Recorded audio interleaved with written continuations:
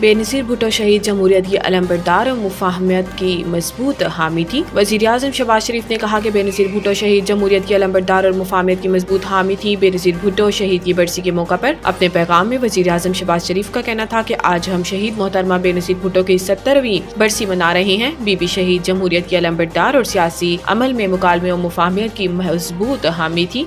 इन्होंने कहा कि बीबी शहीद हिम्मत और इस्तकामत की अलामत बनी थी। मिसाक जमहूरियत इनकी पायदार सियासी समझ बूझ का सबूत है।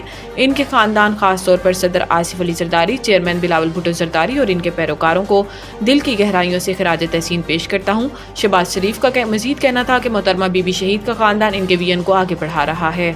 साल 2024 में मखसूस सीटों का केस सुप्रीम कोर्ट का अहम तरीन मुकदमा रहा। फैसले के खिलाफ नजरसानी अपीलें ताहाल समाअत के लिए मुकर्रर ना हो सकी। 7 माह से पार्लियामेंट भी नामुकम्मल है। मखसूस नशिस्तों से मुतालिक पेशावर हाई कोर्ट के फैसले के खिलाफ सुन्नी इत्तेहाद कौंसिल ने अपील दायर की तो जस्टिस मंसूर अली शाह की सरबराही में जस्टिस अतर मिनुल्लाह और जस्टिस मोहम्मद अली मजहर पर मुश्तमिल 3 रुकनी बेंच ने पहली ही समाअत पर 6 मई को मखसूस नशिस्तें हुकूमत इत्तेहाद को देने के इलेक्शन कमीशन और पेशावर हाई कोर्ट के दोनों फैसलों को मुअत्तल कर दिया और लार्जर बेंच की तश्कील के लिए मामला प्रैक्टिस एंड प्रोसीजर कमेटी को भिजवा दिया। साबिक चीफ जस्टिस काजी फायजी साहब, जस्टिस मंसूर अली शाह और जस्टिस मुनीब अख्तर पर मुश्तमिल 3 रुकनी प्रैक्टिस एंड प्रोसीजर कमेटी ने फुल कोर्ट तश्कील दिया। 12 जुलाई को जस्टिस मंसूर अली शाह की सरबराही में 8 जजेस ने अक्सरियती फैसला देते हुए मखसूस नशिस्तें ही PTI को दे दी। वजीर खजाना मोहम्मद औरंगजेब ने उम्मीद जाहिर की कि आलमी मालियाती फंड IMF का प्रोग्राम जारी रहेगा, लेकिन इन्होंने इस सवाल को टाल दिया कि आया हुकूमत नया बजट लाएगी या साल भर के टैक्स के हदफ पर दोबारा बातचीत करेगी, जिसकी वजह से शॉर्टफॉल है। टैक्स की बुनियाद को वसी करना, इसके चैलेंजेस अचानक